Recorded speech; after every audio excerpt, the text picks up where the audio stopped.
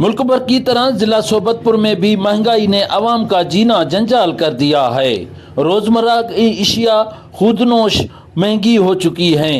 गरीब और मेहनत कश तबका महंगाई से परेशान है। सब्जियां, फ्रूट, आटा, घी, चीनी, चावल समेत दीगर अशिया की कीमतें दिन ब दिन महंगी होती जा रही हैं, जिससे आवाम का बुरा हाल हो गया है। भाईजान जी महंगाई की दौर हो गया, सब कुछ महंगा हो गया। आटा को महंगा कर रहे हैं, सब आदमी किधर जाएं। ये आटा को इतना महंगा कर दिया जी, सब कुछ महंगा हो गया है। बराए मेहरबानी आटा को थोड़ा कम कर दो। इतना महंगा कर दिया, 150 रुपए का आटा चल रहा है। हम गरीब आदमी कहाँ से खा लें और कहाँ से पी लें।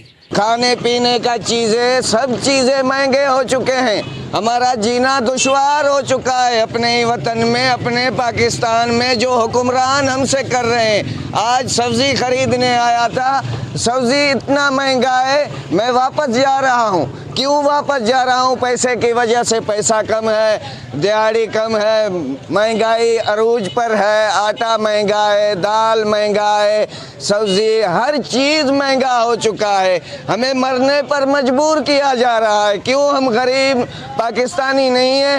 हम क्या करें, हमें ऊपर से ही महंगी चीज़ें मिलती है, चावल, आटा, सब्जी। ये हुकूमत को चाहिए कि वो दाम सस्ते करें और महंगाई पर कंट्रोल करें।